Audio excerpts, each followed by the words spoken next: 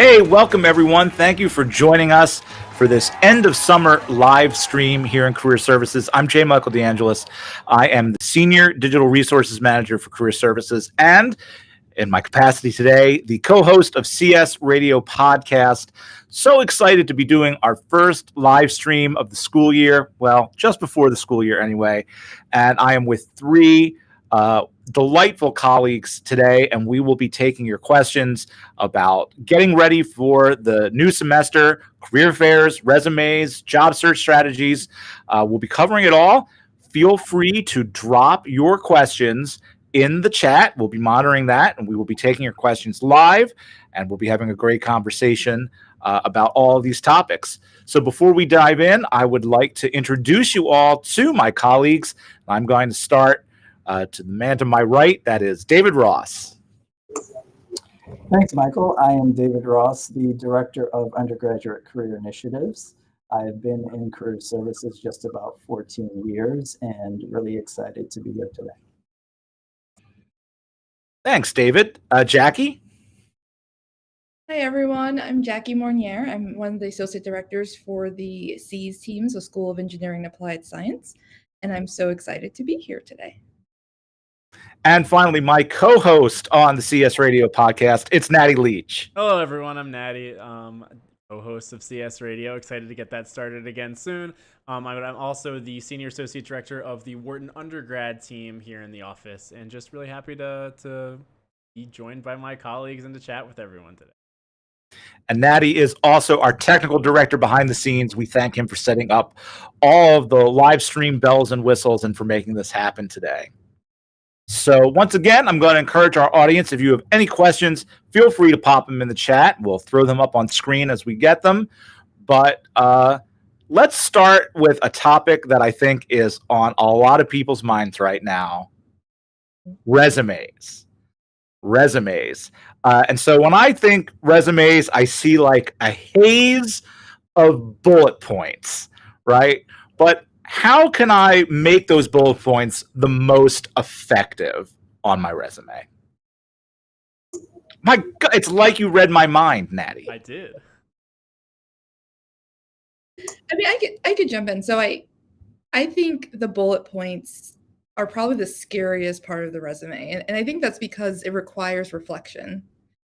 I think every time I talk with a student and we're going over their bullet points and I say, you know what, let's back up. Like, just tell me about your experience. And they're like, yeah, I did this and I did this. And I'm like, well, that's not really reflected on your resume.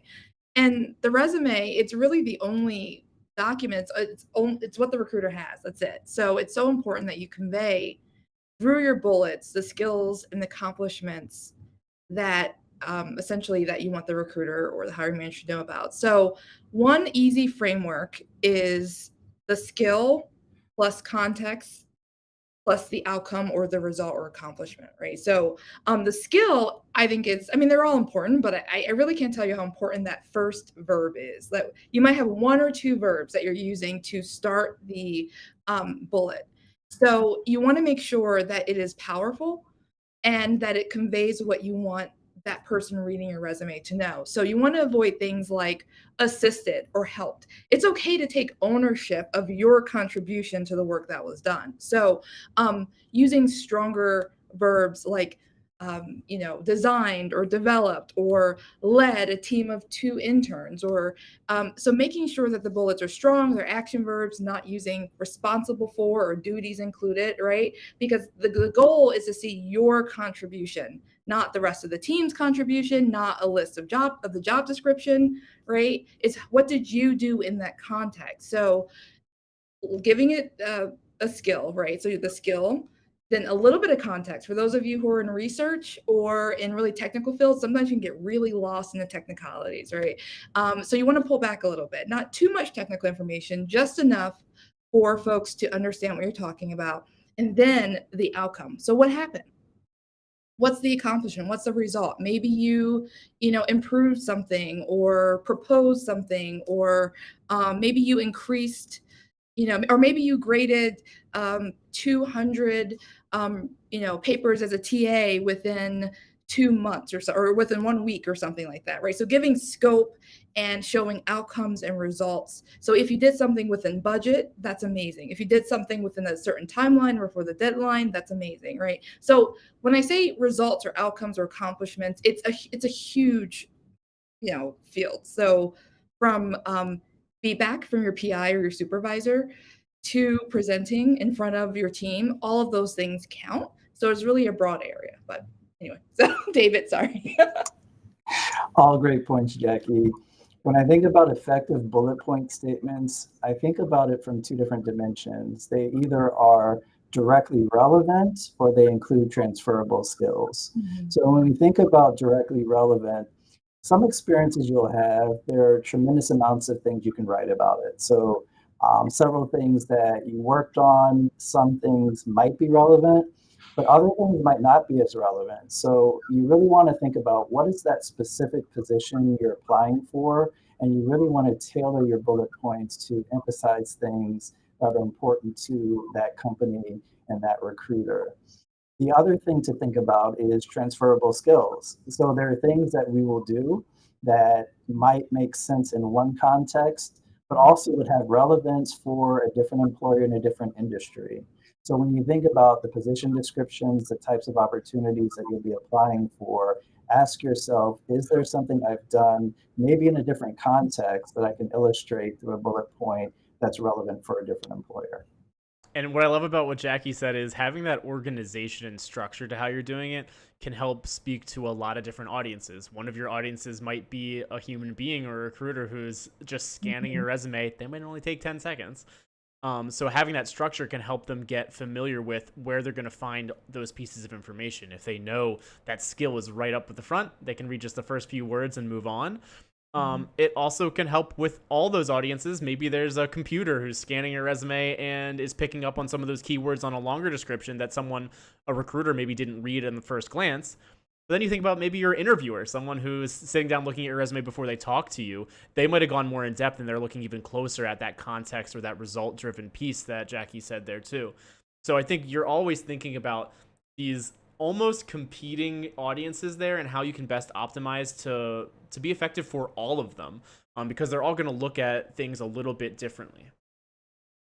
And I wanted to quickly say something about David's comment on transferable skills. I think I work with a lot of students who dismiss experiences that they might have had because it doesn't maybe not feel as glamorous or something like that. So I don't care if it's retail, if you worked on your family farm, it doesn't really matter, right? It's you have developed skills in those environments. So maybe you did something in customer service where you increased, I don't know, folks walking into the door by 2% or something like that. It doesn't really matter, right? So thinking less about how you label your experiences and more about digging into what are the skills I developed in my volunteer opportunities, in my club experiences, maybe my personal projects. If you built a website for a nonprofit or something like that, all of those things count. And some job and internship experiences will actually say that. Like I remember reading a Facebook one that was like, look, we care about it all, hackathons to coding competitions to we just want it all, right? So employers are really interested in you and they're just trying to really get you to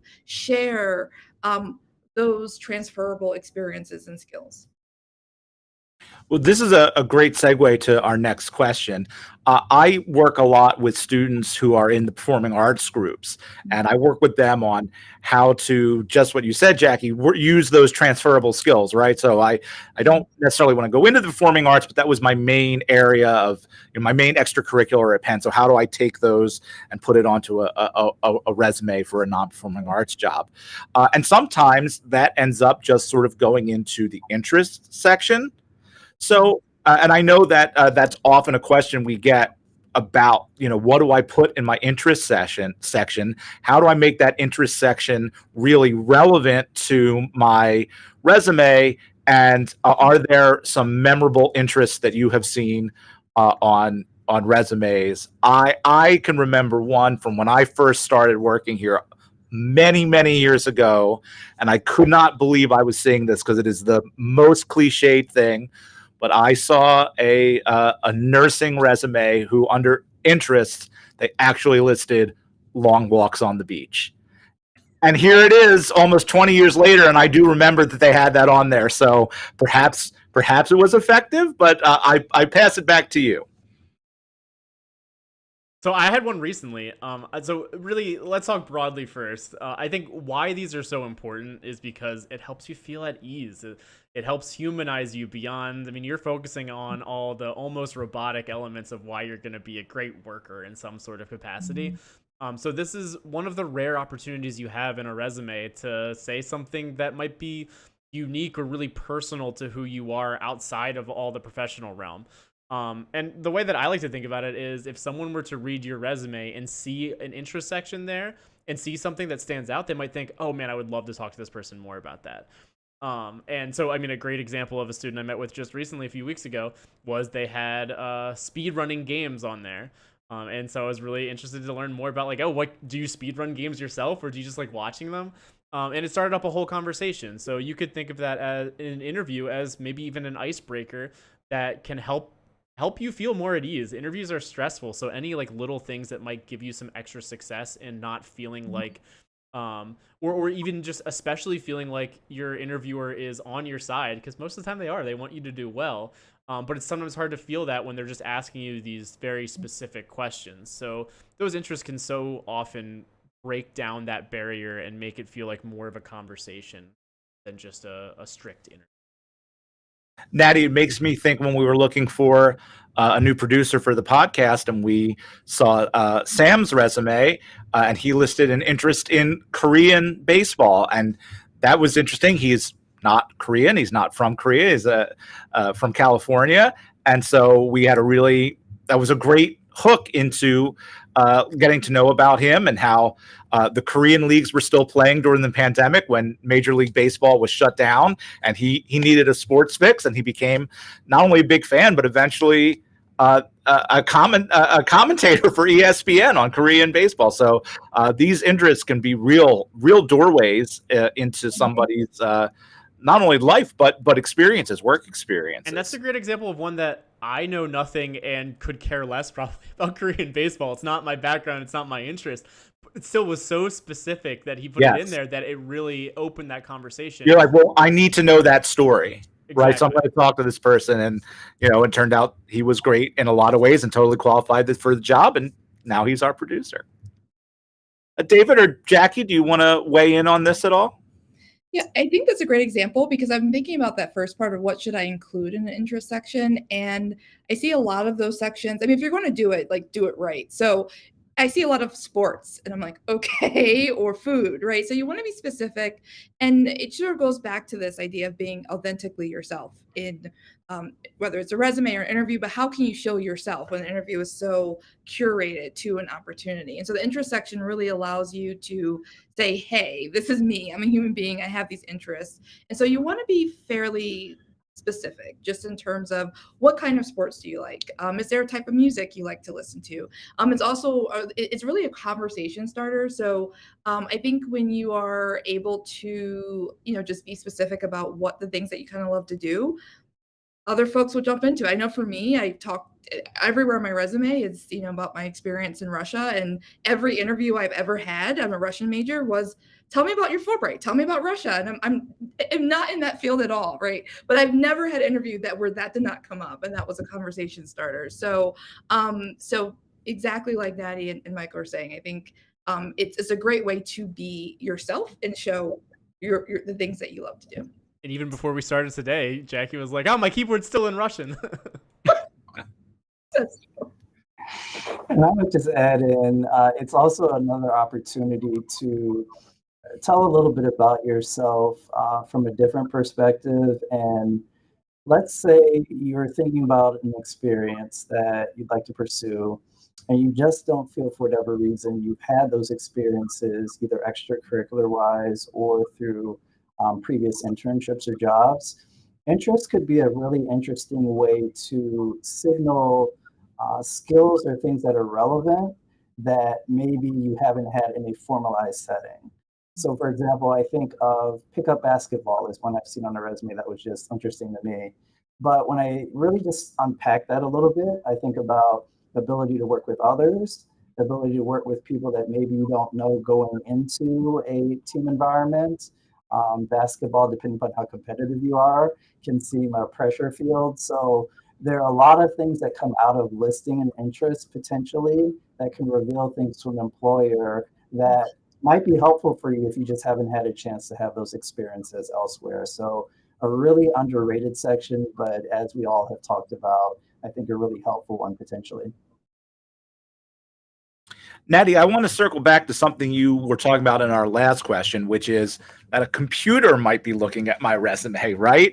This is something that is more and more common, and you might hear it referred to as an ATS. So what is an ATS, and what are some ways that I can best format my resume to get noticed by one? Yeah, it's a great question. So ATS, Applicant Tracking System. There are lots out there, and employers have all sorts of different tools that they use. Especially, think of the bigger employers are the ones who probably get lots of applications. They're going to be the most likely people or companies to be using applicant tracking system as part of their review process. They get hundreds, if not thousands, of applications, sometimes for a very small number of positions that are actually open. So it does help them move through that candidate list for them. Because of that, one of the gamified elements of any application is getting to the top of that applicant tracking system score.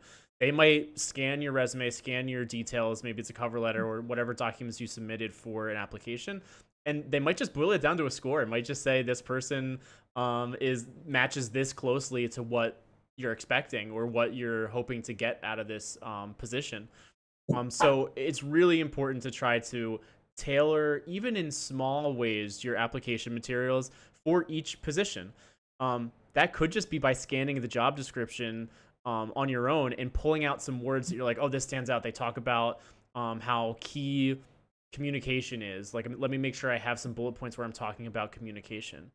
And so mirroring that language can help a ton in scoring closely or scoring higher there. So that is a great way to think about it from the standpoint of of tailoring things more specifically, but also not feeling like you have to completely reinvent the wheel. Your resume is going to be fairly set, probably for a lot of positions you're applying to. You might even see a lot of similar keywords from those places, but you might be surprised. Maybe one values communication skills, but they really talk about presentation, or a negotiation, or like something that you use communication skills for, but it's a slightly different way of phrasing it. And that could be a good signal for you to just slightly twist and adjust how you talked about it before. Anyone else Yeah, have and any? yeah, I can jump in. So, essentially, keywords are sort of key to applicant tracking systems, but they are just absolutely necessary for recruiters. It's a database. It's how they track resumes and how they just keep the pipeline moving. So it's an essential tool, but it's not. I know there's a lot of myths around it, and the system itself is not blocking your resume. So there might be uh, certain questions that you might have to there's a human being behind it who's sort of setting up the system and sort of setting up that pipeline. And a lot of resumes are actually reviewed by recruiters. I think I see them all the time on LinkedIn. Like, I actually review all of my interns. I look at all the resumes. They are reading a lot of resumes. I know there's just like a fear of like, my resume isn't getting seen. For a lot of cases, it could be like, I don't want to just put any absolutes out there, but I think more cases than we think your resumes are being seen by recruiters. But I think just paying attention to your keywords, scan. So yes, you might have an industry specific resume. So yes, this is my tech resume, right? Or my research resume, but making sure that you also are scanning the job descriptions or the internship descriptions to check and lift up some of those keywords. Don't need all of them. You don't need to stuff all of them, but you need some of them. There are some resources that we have. So Targeted Resume and JobScan are two resources that you can use to actually, you can upload the job description, and also your resume can tell you the percentage, like how it aligns or how it matches. So there are tools out there that you can use to kind of see the extent to which your resume matches the job description. Great. We've got a question from the audience. Caesar asks, how would I include class projects on a resume, and would a website be the best way to host past project links? I have some thoughts on this, but let me knock it to the crowd. I'd say go for it, Michael. All right. Well, I'm a big advocate of having a website. Again, most of my student work, and I don't work with students as much as my colleagues, but when I do, it's often with students in some sort of creative field, whether that's performing arts or writing or media production. So they often have some sort of end product that they can show, whether that's a YouTube clip or a piece of writing or production stills. And so I often encourage students to host a website that highlights all of those things that they can have on their resume. But I would absolutely also list relevant class projects under experiences on a resume, particularly if it was very well suited to the job you were applying for.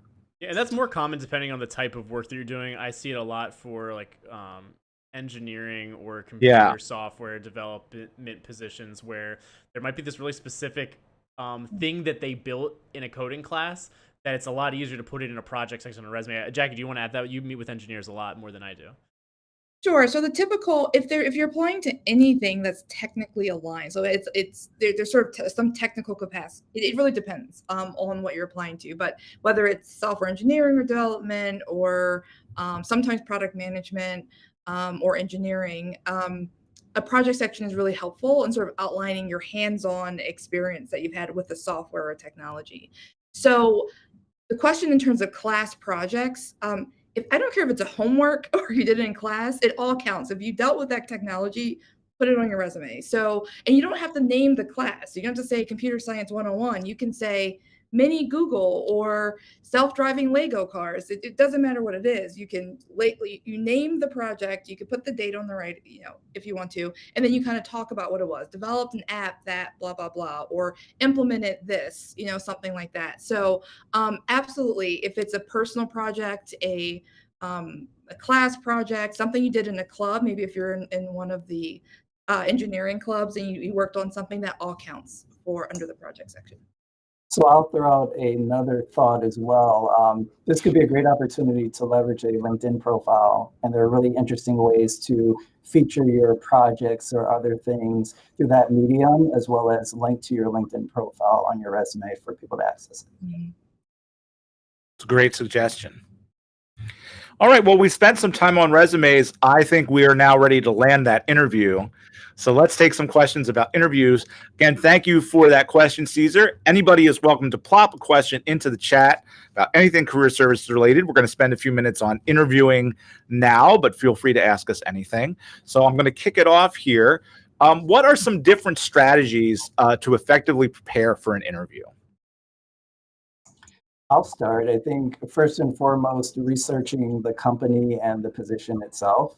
So you want to make sure that prior to the actual interview, you have a really good understanding of the company, the role you'll be interviewing for. And that can be really helpful as you think about questions you want to ask at the end. So you're not going to be seen as the expert going into the process about the company or the position, but they really do want to see, what are you curious about? What do you want to learn more about?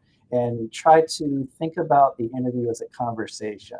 So there definitely will be questions that will be asked from both sides, but you definitely want to make it conversational if possible, and look at it as an opportunity for you to figure out things that are helpful for you as well. So as you evaluate options, looking at the interview from that perspective could be interesting.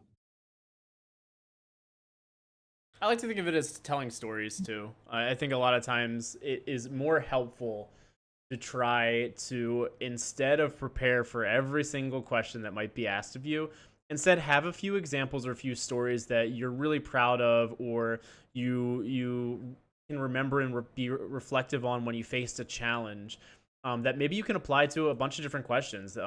Your experiences are your experiences, and you can probably pull from those in a lot of different ways. So I think one great strategy is to start by just going through your own resume and thinking of the stories that might be attached to some of the things that you've done. I say starting with your resume, but it could go beyond that. It could be thinking through, maybe there's something you did extracurricularly that didn't fit on your resume, but there was a really important project that you worked on.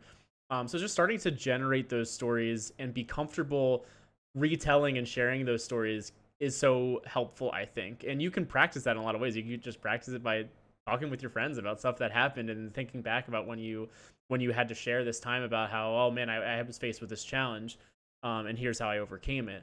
But I think really being great in an interview, often it helps to be an effective storyteller in a lot of ways too. I was going to say something similar, Natty, so thanks. No, but there's so much to talk about here. I was just thinking, I think the pre-work, I think you have to put in the pre-work here, and both Natty and David talked about it. So not only researching, but as Natty said, gathering your power story so that you're not sitting there thinking like, oh my gosh, what example should I have? But I think it just boils down to knowing yourself, right? And so not just preparing for every single question, but really being confident in knowing that you know your own story and you know who you are and what you have to offer.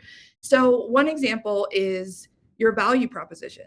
So before you even get to that interview stage, I want to know more. You should be able to talk about or have a pitch, who you are, what are you good at, what sort of a summary of your experiences or the technology that you know how to use or top skills that you're good at.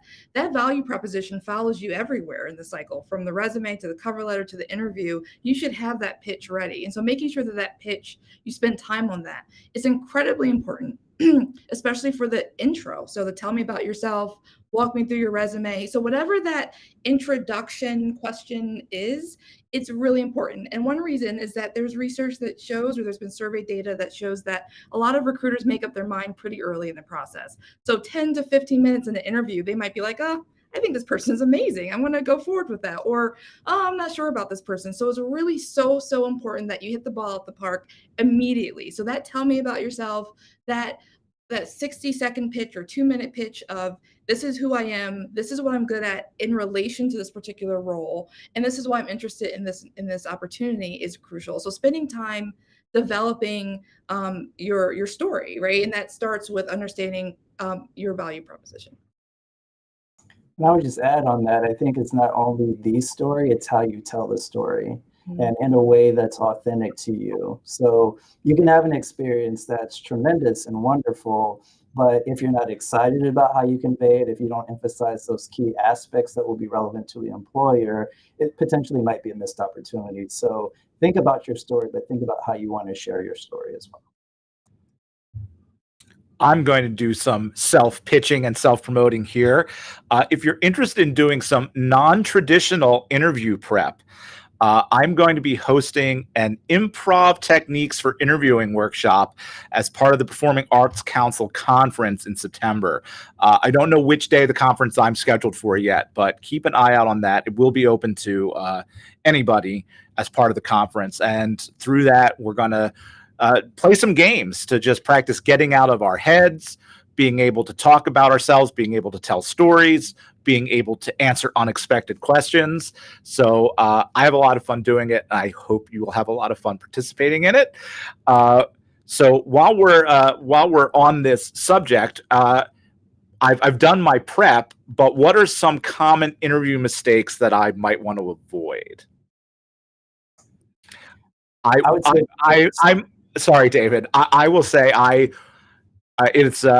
often told the story. It's a miracle that I'm sitting here with you now because I committed nearly every interview mistake in the book in my first career services interview, including not really knowing what the job was.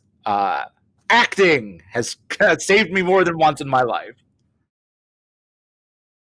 Really great anecdote, Michael. I would say that probably being too rehearsed. So there's a fine line between preparing adequately and trying to memorize everything you're going to say.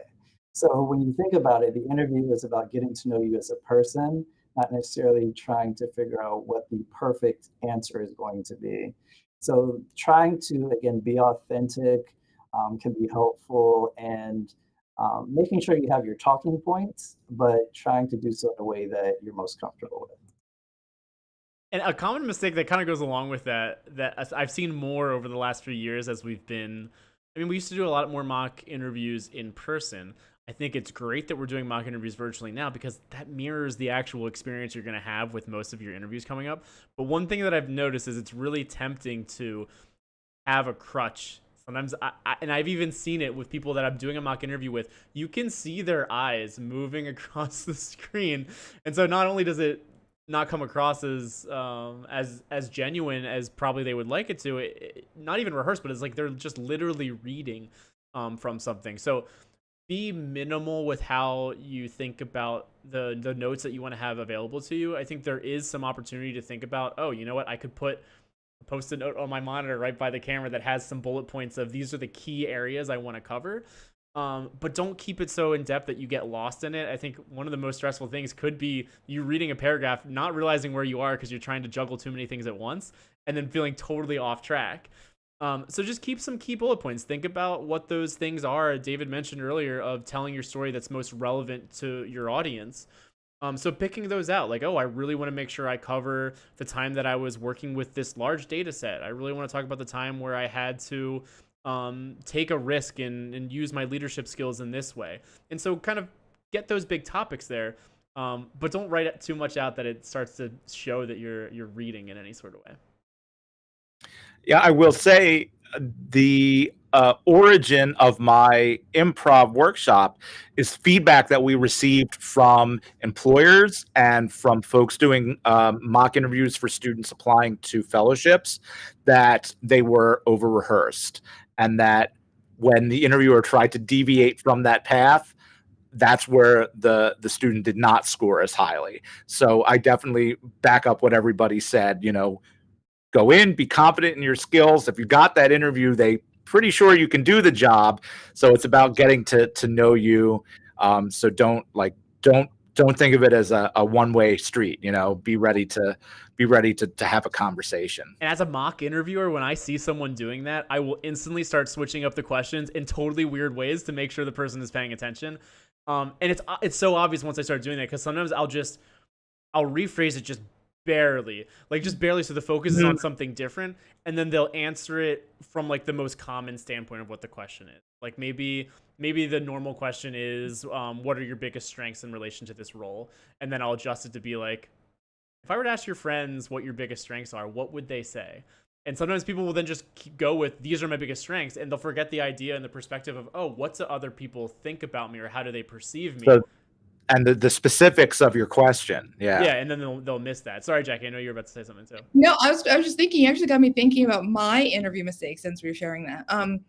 I cried during an interview, but I actually got it. And this goes back to like being authentic, because they asked a question like, why are you interested in higher ed? It seems so simple. And I was just so moved by that question. And like I was like so personal, like why? And I just started crying and like they stopped the interview, like grabbed tissues. And I was just like, I'm definitely bombed this interview. Like, this is awful. And I still got it, which was just amazing. But it just sort of goes to show being authentic, being genuine, you never know. But I do want to add what I've heard from recruiters. Something that I think is not, and David kind of mentioned it before, do your research on the employer, because I can't tell you how many employers who come out and say, this student was great, but they knew nothing about me. They knew nothing about the position, nothing about the company. I just wish they knew more. And so actually doing your research and kind of sharing a thoughtful response to why them is actually really powerful and motivating, because it shows like, wow, you really know us. You really want to work here. Even if you aren't like the unicorn with all the skills and experiences, I would love someone that really knew us well and really knew our problems and wanted to work for our organization. That goes a long way. So doing your research, understanding who you're interviewing with is a big deal. And also asking good questions. I have heard from recruiters, oh, I wish they asked better. I mean, it's probably not going to make or break it, but they hear the same questions every single interview. And so like, it would be nice to have like a thoughtful question, right? So having a thoughtful question is helpful too. And it can also give you a chance to showcase something that maybe you thought you didn't do a great job of earlier. Like maybe you really wish you had talked about something, but the questions didn't feel like it really fit in. Maybe you talk about a broad element of that. Maybe you are really, really passionate about talking about your strategic vision.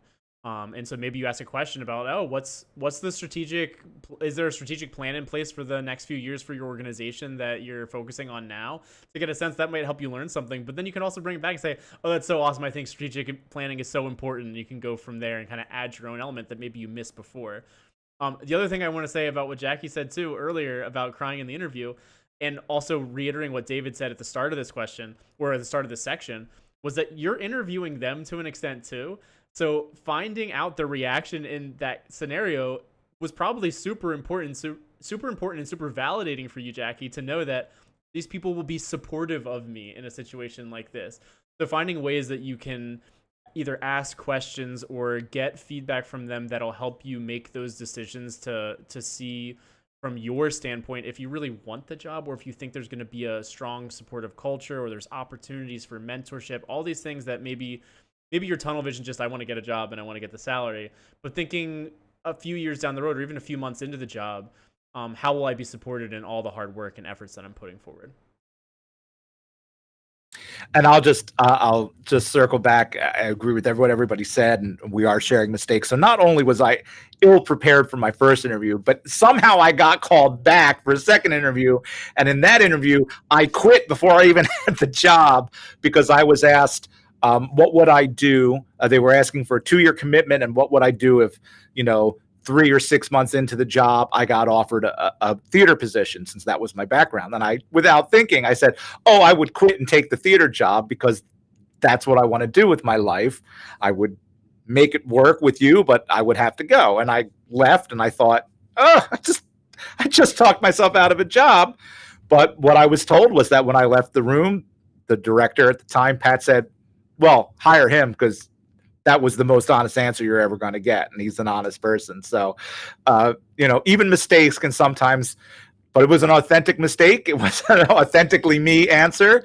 And I guess it worked out, because that was, 18 years ago this month. So we've got a great question from the audience I want to bring in here.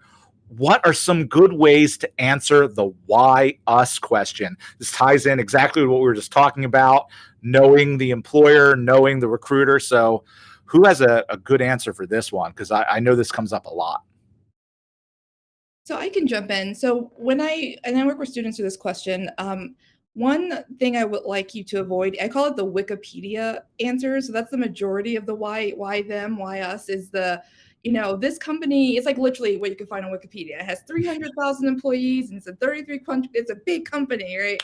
And so that's like, I call it the Wikipedia. So I want the next level. I don't want you to spend so much time, especially if you're going to a career fair, talking, have lots of interviews. I'm not saying that you need to like really dig deep and, but I'm saying the next level, a thoughtful response that engages with, well, one, what are your values? What are your interests? Why does this appeal to you? And sort of digging into that, but then doing your research. Maybe it's finding an annual report, or maybe they were mentioned in the news, or talking to alumni. And that's awesome. Talking to a recruiter or an alum and being able to name drop and say, after speaking to engineer such and such, I learned how wonderful this organization is. I worked with one student who was really struggling with the why them for one particular company, but as she was talking to me, she mentioned something like every interaction she had with that employer, so whether it was a career fair or a coffee chat or just webinar, like she mentioned, like every interaction she was shocked at the sort of diversity of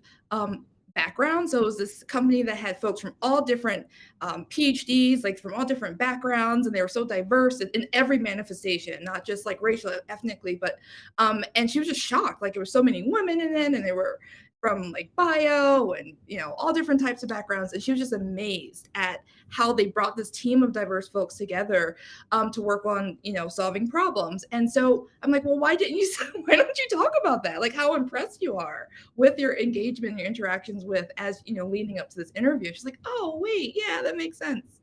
I worked with one student who talked about Vanguard and how as a high school student, like Vanguard was the only financial institution that made financial or sort of the financial world accessible to someone like him who didn't have access to that information. And so sometimes it could be stories like that. Sometimes, so just basically like trying to find an authentic and thoughtful response to why them. So I hope that's helpful. And social media can help too. Like you can look at their social media presence because they're likely going to talk about things that they're most proud of. So going to their Twitter, their Instagram, or whatever it is can sometimes show you that second layer that Jackie was mentioning that might be beyond just here's an overview of our company, but here's an initiative that we're focused on right now, or here's an event that we had, a corporate event that we had a few weeks ago, or whatever, and then you can help incorporate that into. Mm-hmm.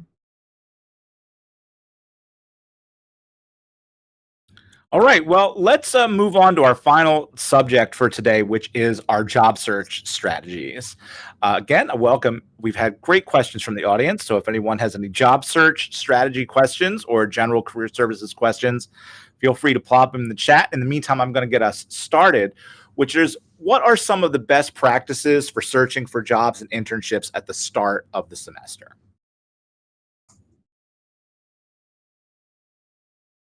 I would say when we think about the start of the semester, best practices are being aware of the different things that are happening, knowing that recruiting can vary by industry is important.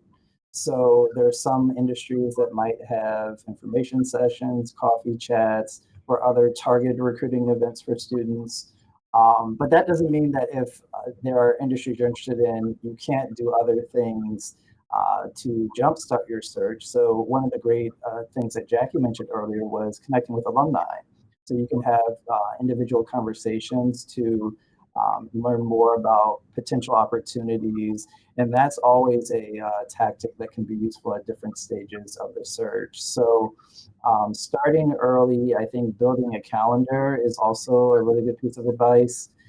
There might be things that you would love to attend, but we know that there can be a lot of overlapping events at the beginning of the year. So creating that calendar so you can prioritize and really think about those experiences will be helpful for you as you go through the search.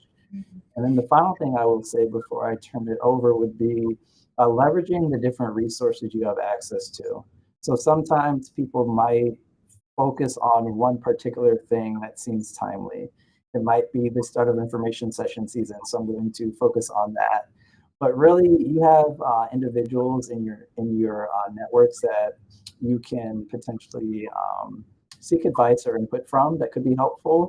You're part of a very powerful network here at Penn, which has so many different resources that you can tap into. So trying not to focus on one particular thing too early, but really casting a wide net and leveraging the resources, I think can be helpful. I think understanding the timing is also super important too. So all the things that David said can help, but it just depends on where you're at with the process and where that field or that industry is at in terms of hiring. It might be that right now at the start of the semester, there's lots of things going on about consulting and some financial services and some tech, which is true. They're pretty big at the early stage of things.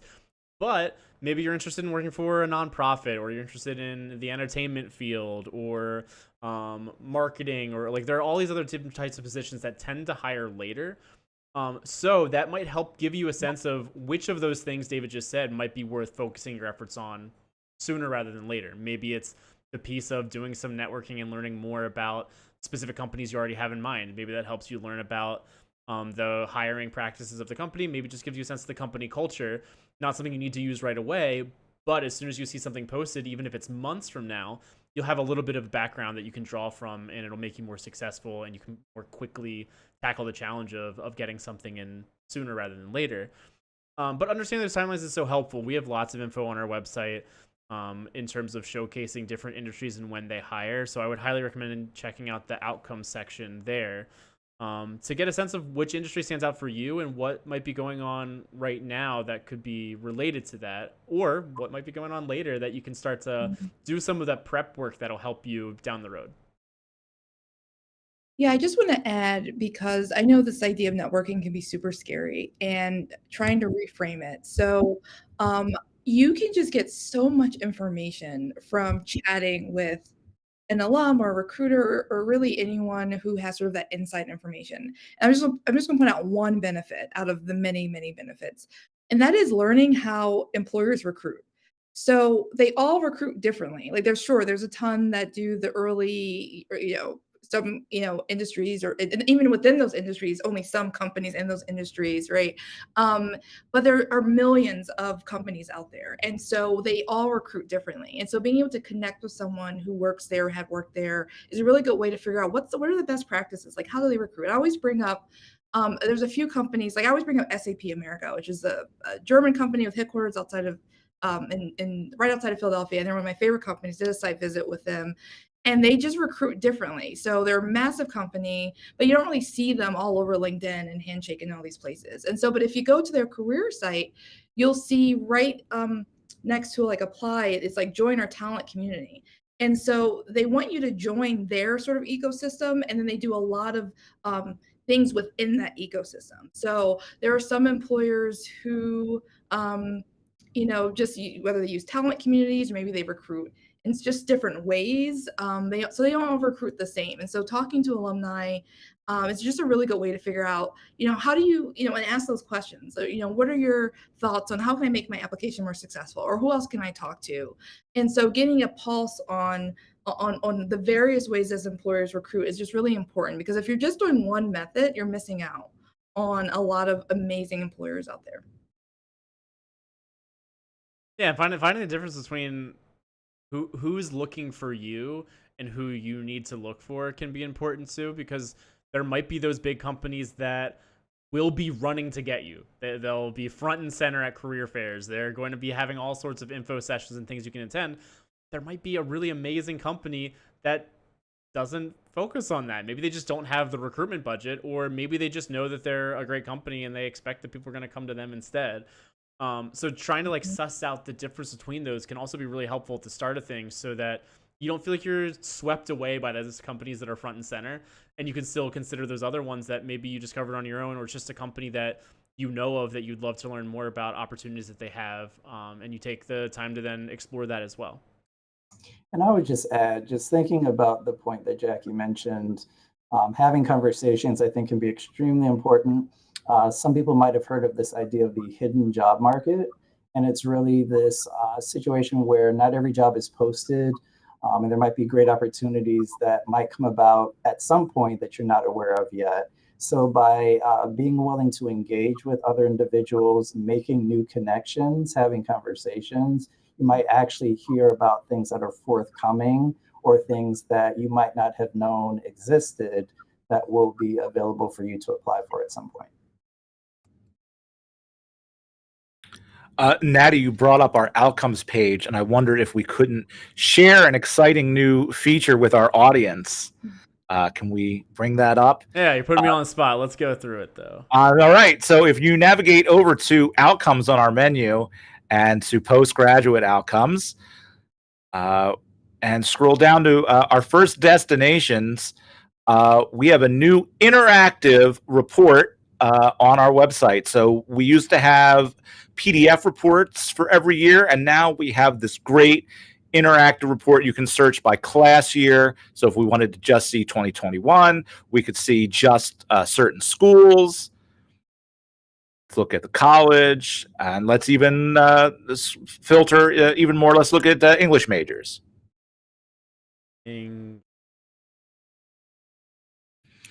So there you go. There are all the outcomes for English majors who responded to our survey last year. And you can see where they're working, what their job title is, what industry they went into, average salary, where they're pursuing graduate programs.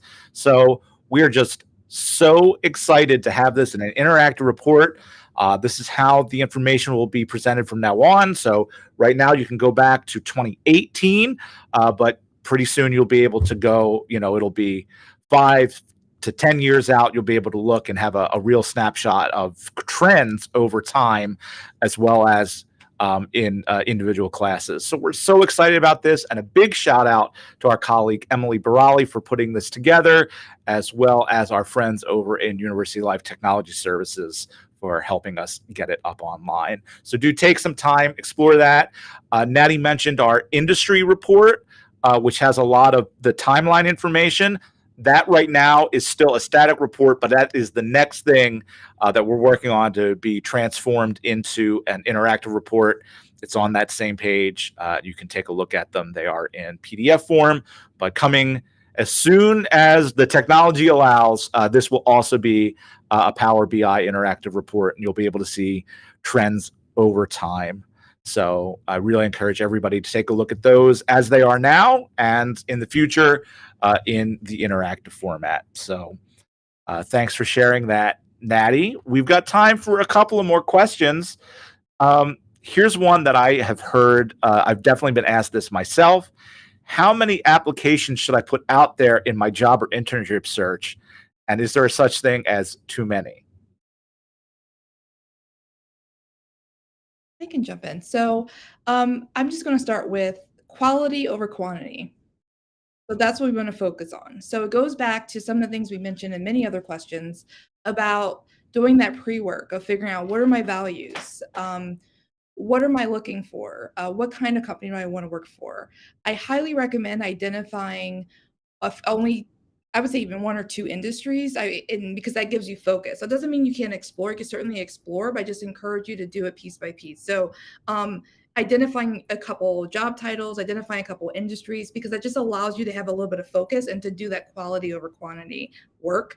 And then after identifying that, identifying employers that sort of fit your needs, right? Like I want a medium-sized employer that's maybe it's location, maybe it's salary, maybe it's who knows what it is. But doing that work so that you can make sure, I call that the targeted search, because it's less about I'm going to look at every job possible and apply, and more intentional and strategic. So I want to identify what my interests are, what industries I'm interested in, identify employers who I really feel that would be a great fit for me, and then kind of doing that work, right? So what you'll end up with is not just that front door approach of I'm just going to submit my resume, which sometimes the front door does work, right? You submit it through ATS and they find it and great. But a lot of times what we do is we submit the application and then we kind of wait. And we don't do anything with it, right? So the side door and the front door, you want to do together. So the side door is essentially, okay, yes, I submit my application, but I kind of want to have some control over what's happening with my application. I want to see what's going on. And so that means that you need to let the company know that you exist. So how do you do that? Following up with the recruiter, letting them know you applied, talking to alumni, going to coffee chats, going to career fairs, like all of that work of let me make sure the employer know I exist and that I can have some sort of idea of where my application is going, along with submitting your application. Just gives you a little bit more, it's just a little bit more intentional than just putting it out there. And your results, the you that just does the front door approach, most likely, it's a very different you that does the side door approach. You might get different outcomes, right? So that's what I recommend. Yeah, the more you put in, the more you get out. Like it's time consuming.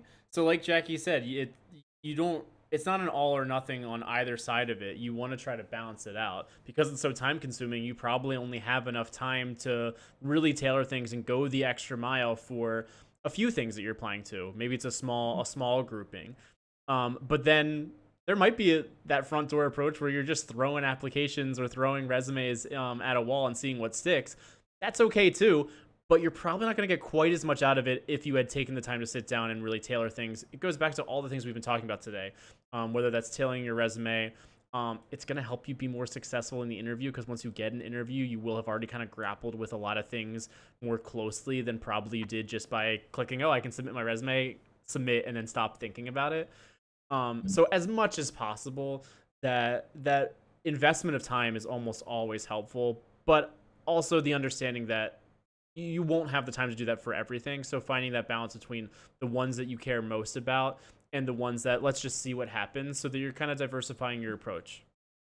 So I would say there's not a magic number that will work for everybody. Each individual will have a different amount of applications they submit as they go through the process. But where numbers could potentially be helpful for you is if you're the type of person that is goal driven and you know that to go through a process, setting smaller goals for yourself that are realistic and manageable might help you keep that momentum going until you get to the point where you've received the offer that you're willing to accept. So trying to be strategic in that way might be helpful, but don't necessarily pick an arbitrary number to only apply for as you go through this process. I agree. And then to just be a little more technical. So that was a perfect suggestion, David. I think identifying your KPIs, right? So whether that's quantitative or not, but based on your schedule, your bandwidth, what you can do, I think it is good to set boundaries. So that goes back to something I actually wanted to mention in the last question, I think, or always assess your search. So what I mean by that is make sure you have, whether it's a Google Sheets or Excel, or I don't care where you put it, but it's so important to track it because when you can track it, you can look back over time. So I do a lot of like diagnosing situations. So if you're bringing, like I applied to all these jobs and I didn't hear back, okay, let's diagnose the problem, right? So if if you're getting a lot of interviews, it's like, okay, so your resume is probably pretty, something's happening, right? But if you're not getting offers after interviewing a lot, then what's happening at that interview stage? So there's a lot of, so you can do that yourself. So, tracking, your contacts, so basically, the company, the contacts you reached out to, and even the resume that you submitted, because you might see success on one resume more than over the other. So what's going on with my resume? So it's really important to track it because over time you can kind of stop and reassess sooner than waiting till months later and you're like, what did I do wrong? Well, you did the same thing over and over again. So I can't tell you enough how important it is to assess your search as you're going through it.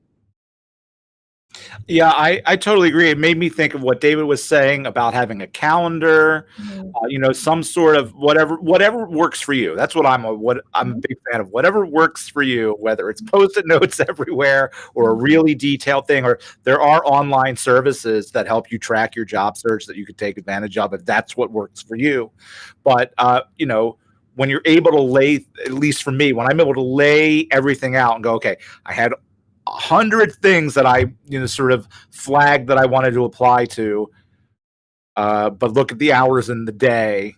Maybe there's 10 of these that I really want to focus on and really do a great job applying to and getting my materials ready. And speaking of materials, we got a great question here. Should I always write a cover letter even if one is not specifically asked for? So what do we think about that?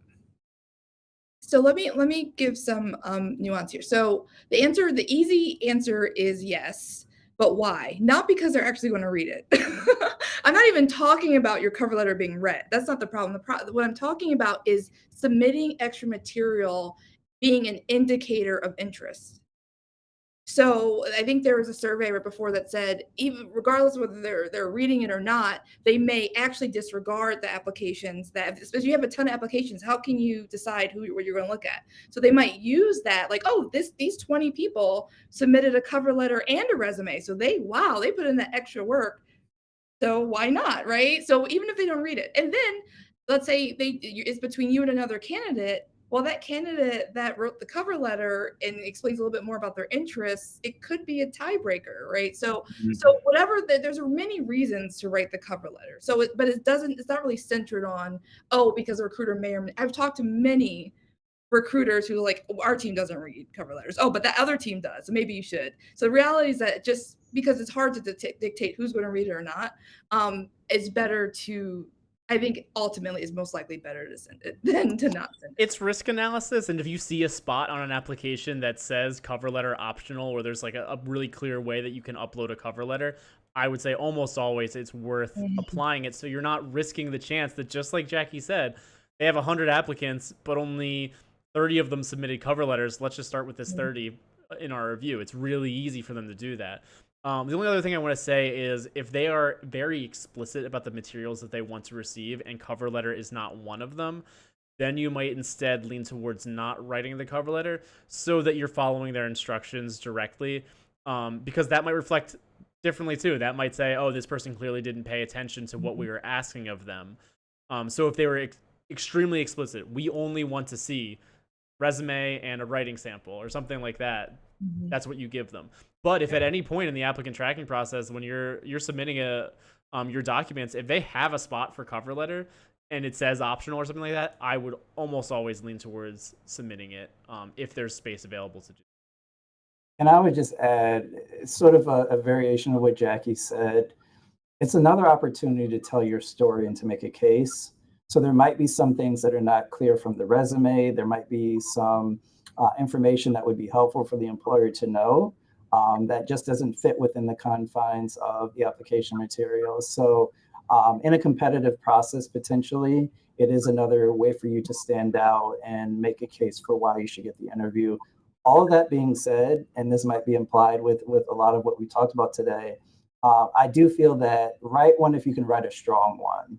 So it could potentially work against you if you just put it together with the idea, submitting it, worst case, it's not going to hurt me, but be sure to make sure you're putting in the time and effort and quality like you would for actual resume or other application materials, because they can also tell when something was put together just kind of generically or quickly. And if you didn't put the time and effort into the cover letter, it potentially could work against you. A lot of times people think of it as just being a written version or like a paragraph version of their resume. So if that's your mindset, then I would try to make it different. Like, what uniquely lets this cover letter stand out? Is it extra space that I can add narrative, like David was saying? Maybe there wasn't something I could really explain or connect the dots between some of my experiences that I have more space to do so in a cover letter. Think of it as an opportunity to be more reflective on some of your experiences, where you can really either synthesize some ideas or go deeper than the resume allowed you, so that it doesn't end up just being a list of, I did X, Y, and Z, which they're already going to see in your resume anyway.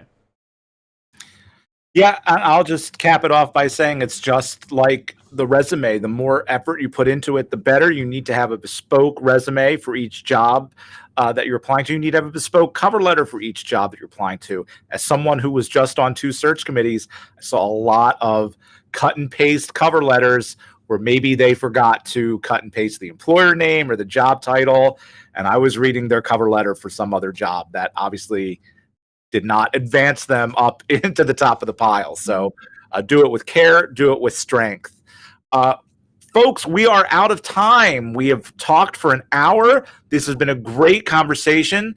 Thanks so much to the folks in the audience who gave us some great talking points. Thanks to everyone who submitted questions. And thank you, David, Jackie, and Natty for a great conversation. I hope it's the first of many live streams that we do this semester. Thanks, everybody. Thank you, Michael. Thank you, everybody.